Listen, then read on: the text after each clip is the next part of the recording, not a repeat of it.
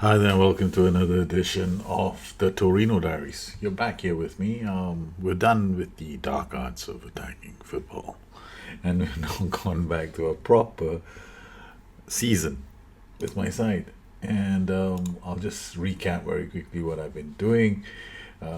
We have a training program which is balanced. I haven't been doing all this. I sometimes never even bother. Just like, oh, I forgot to set up training. Yeah, that's me. That's really me. Okay, I don't like focus 100% on training sometimes. I just put it on balance, high, off you go. Go and get yourself trained. Be a better player. Okay, so let me look at my squad. This is, yeah, some of you already have asked me for the filters. I will try and put these filters up in some form or another on the website. This is my stats. So let's see how we've been doing so far. Badeli has played all 22 games. Belotti is my striker. His average rating is 7.62. He waits like 78 minutes per goal. That's seems like a lot, doesn't it? But I think it's okay because he's also one of the top scorers in the league. And then I like to look at stats and see how my players are doing. Let's look at this. These are my defensive midfielders, or rather the guys I expect, them to do something. So I'm looking out for players, um, who have a good aerial ability. Here you have aerial challenge attempts per 90 minutes. Marlon and 11.13. He's not bad. And then we've got Gaston Silva and Alan, who are in the center of the pitch. Mino is in the middle of the. He plays as a AML as well. So we've got a few players, and they're doing okay in terms of assists. I'm not surprised they're coming from my fullback and my AML, and of course both the fullbacks are the topping assists at the moment. And then we're looking at cross completion attempts compared to crosses attempted. That's basically the percentage. The higher it is, the better it is. So Emmanuel Martino, he's on loan. Wow, he's doing better than the rest of my team. Luca Rigoni, 33%. His are all deep crosses. He's actually a midfield player. And then we've got the fullbacks. This is okay. In terms of who's the chief man when it comes to key passes so far in the league, after 19 appearances, 104. Unfortunately, they don't do key passes per game. So or if they did, I don't even know where to find it. And so for the shots percentage, shots on target percentage, as you can see, Avila he doesn't make any shots, so 73% is a bit inflated. So all these are strikers, and the fullback. I'm looking at Mr. This is my midfield and work rate now. I like to know who are the guys who work their socks off. I use this kind of stats to give me a handle on how my team is doing. And then I also have core attributes for my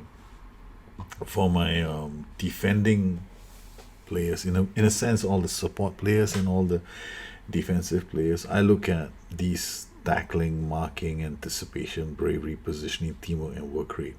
Naturally, teamwork is pretty high if I want to play fluidity as shape, fluid. Naturally, this naturally teamwork is important to me if I want to be fluid. As you can see, my teamwork isn't top world class for my midfield. It's a bit of a concern because it's the one area of my 4-2-3-1 that's not very solid. I know this is something that I have to work on. Now, if I were to look at my attackers, and then I will then switch to another filter that I created for myself, and I look at attack, and I auto size this column. This is where I look at how they're doing in terms of their finishing. But Finn Bogason was supposed to have, like, fantastic finishing at 17. He does hardly ever scores goals. So I'm thinking of. He actually asked for he handed in a transfer request, and I went like, oh, I'll take it. And then now that we're doing reasonably well, he goes and says he wants to stay. I wonder what am I gonna do with him. In terms of our scouting, okay, look at my world knowledge. It's now 33%. I have to actually do a bit more work because I think some of my scouts are scouting the same countries over and over again. So I need to rotate them eventually and send them to other regions. I'll do that later. In terms of knowledge, we are outstanding in Central Europe. We pushed up East Asia as well. So I've gone to Japan, South Korea, and China. China is because of our partnership. Japan and South Korea is because they sometimes produce some really good footballers. South America is picking up, and these are the list of countries. I have a few more now. I have to work on this: Guinea, Bissau, and Cape Verde. I don't know how they got there. Okie dokie. Let's look at my tactic for the next game. We are going to be playing Inter Milan at home, and we have this guy Z Gomez. I managed to buy him from Porto or Benfica. He's loaned from Benfica. He's joining us. I looked at his stats and I just wanted him. I didn't care how much it costs. I have the a feeling that he's gonna become a very, very, very good player. So he's there. He's gonna be Pucciarelli's. He's gonna be his success. He will succeed Pucciarelli in the long term. Is he 26 years old and the other guy is a kid? Okay, so now we have my thing set up. I'm going to talk to my ass man, see what he recommends for the game is coming up. Has he made a recommendation or is my computer slow? Well, he apparently has made his recommendation and I don't agree. Z Gomez is um, going to be on the bench because I'm going to have to.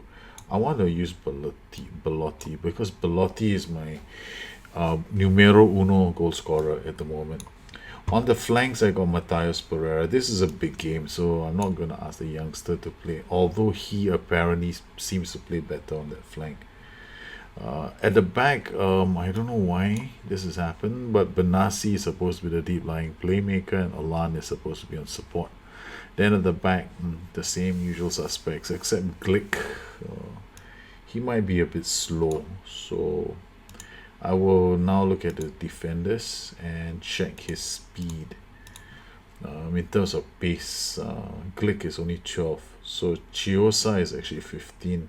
Against Inter Milan, I need pace because Marlon isn't very fast either. On the right flank of Bruno Perez, he does a lot of key passes, so he will start ahead of Marco Miscotti. Will Prima is coming off an injury, so I'm gonna just give him a break. So here we go. Serie A. What a weekend. AC Milan is playing Juventus. Torino is playing Inter Milan. This is phenomenal. The Milan sides, the both the Milan sides are playing the Turin sides. Okay, let's look at the table so we can have a feel for the atmosphere leading up to this match. There you go. Torino 17 games to the season. We dropped one. We did concede a draw to Juve, but we have opened up an 8 point margin. And that's largely down to the fact that we became a free scoring goal machine in the last couple of months. We had one epic game against Napoli, 5-4, 9 goals scored in that game. We went 4 goals up, and then after that, somehow or another, decided to concede a few here and there, but it was thoroughly entertaining. And enough of me waffling on. It's time for me to go and play this game. It is about 1 a.m. in the morning, and I should go to sleep soon. But then again, FM. Haha. Here we go. Ho ho, they're playing a defensive 4-2-3-1. I have never played against a defensive 4-2-3-1. This will be annoying. Oh man, I don't know what to do. Work ball into box, not an option. We'll look for overlap. Why am I not working ball into the box? They got 6 men parked around this area of the pitch. It seems like a good idea to work ball into box. I'm going to see what the game plays out like right at the start. The other option I can actually go is I can actually go flexible if I don't really care. If I'm not really sure about my team's performance against them. As you can see, fluid we're fine, structured we're fine. We've been playing this the whole season, so 17 games in, we've finally gotten familiar with how to play fluid. I'm also a bit partial to this system now. I like this 4-1-4-1 too as an attacking system, and I also got a 4-4-1-1, which is also attacking. So I've gone all completely balls up attacking this season. Okay, here we go. Let's kick this game off and start and see whether we can continue this run or whether we are gonna be kicked out with a first defeat. Whether we can continue this run or whether we'll just fall by the wayside. And there we go, the game's off. We kick off looking to see whether they are structured or whether they are fluid. Yeah, our players are moving the ball relatively well. We are definitely fluid. As you can see, my loping fullback decided to run up and just waited for the cross. Okay. Yes, that's not something I like to see. A cross, early cross. Oh, Belotti, he had a chance. Benassi, he's going to recycle possession back to Silva. They are playing fluid. Oh, what a save from Handanovic. Oh, it was a great save. A corner from D'Alessandro. The boys are starting out pretty strong in the early stages. That's another corner now. This is going to be taken by Sanchez Mino. I should set this out correct, but it worked out well. Marlon rising up, getting us a goal from the corner. What a start. 5 minutes and 30 seconds. Sanchez Mino. I don't think I'll change my corner. I'll just let it be random like it is at the moment as to who is taking the corners. Let them all step up and say, I can do it, boss. Okay, this should be the Torino stats.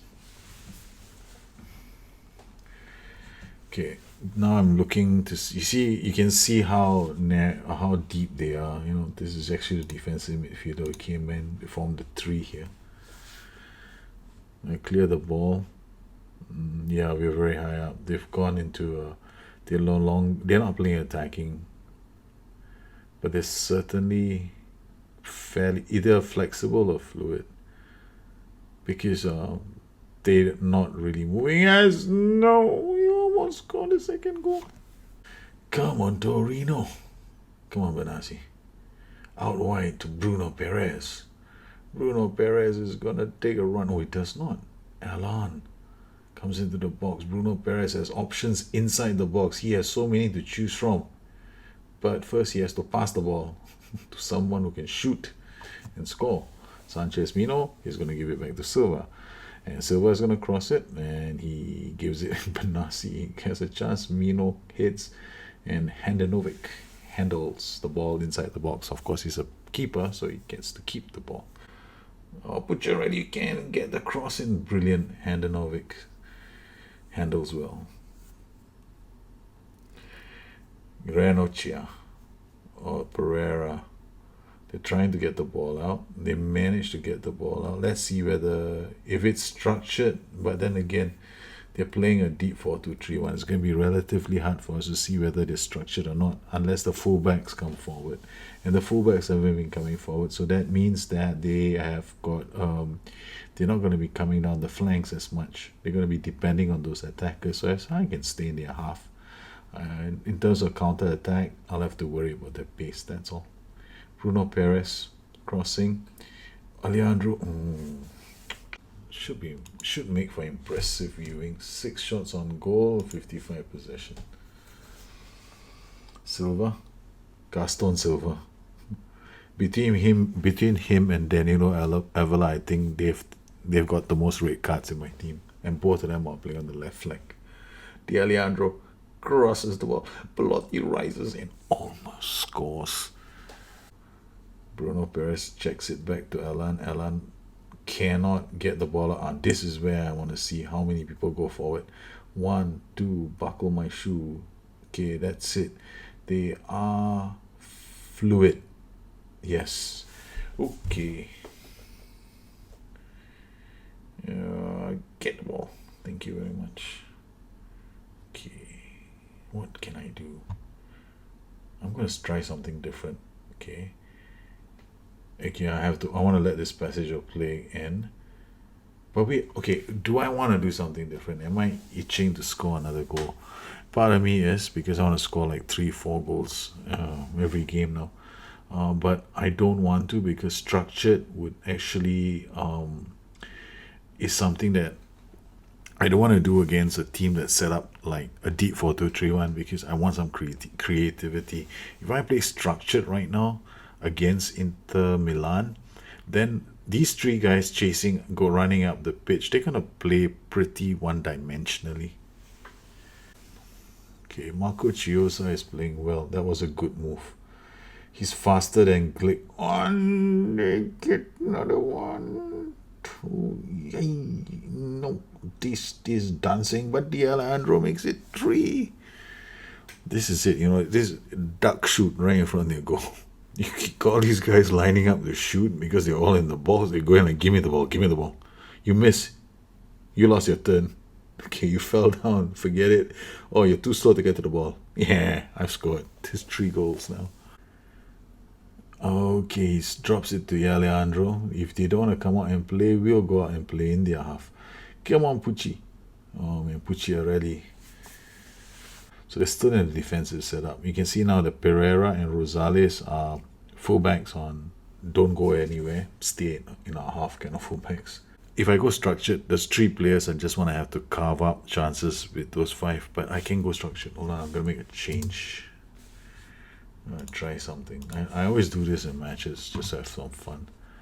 Okay, there you go, attack. You go supporte.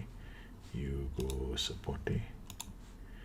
Okay, 1 attack, 2 attack, support. This guy's on support and this guy's on attack. And we shall go structured. And I shall hit the early cross. And try something different. Now I basically just told my players to go hang out in their half and we'll try and get the ball to them. They're not coming out to play, right? So I might as well just put some pressure on their back line. Okay, let's make a substitution. Or we can take off Benassi because Benassi has been playing quite a fair few games. Juan Sanchez Mino can come off for our friend Mateus Pereira. 7 out of 16. I can't complain if it's anywhere near 50%. Now it's just a matter of just enjoying ourselves and finishing this game out. Rigoni with a corner and hits the up and finally goes in. Marlon scores a second. That was a funny old corner. Hits the up, hits the woodwork twice and then goes in. Torino player, he just couldn't score the goal. The woodwork denied him. Okay, now we have to take this guy off and we'll put in Zigomez. Pereira, free kick. Oh, they didn't have much time. So Torino have beaten Inter Milan 4-0 at home. So statistically, even though Inter had most of the possession, we had the better quality in front of goal.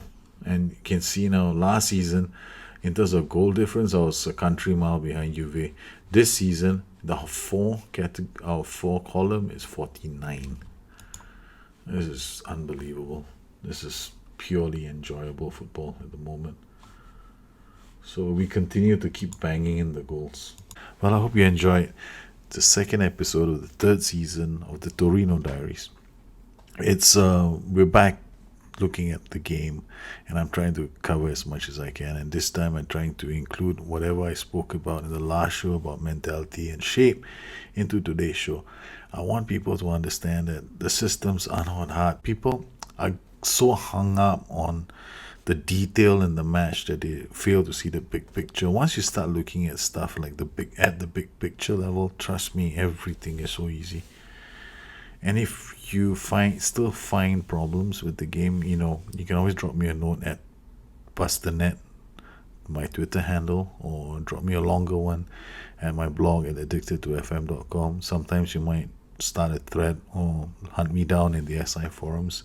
At other times, you probably will have your own ways of finding me through some person or other. And that's even happened before. Yep. I hope you have a good day ahead. I'll catch you guys again soon. Bye-bye.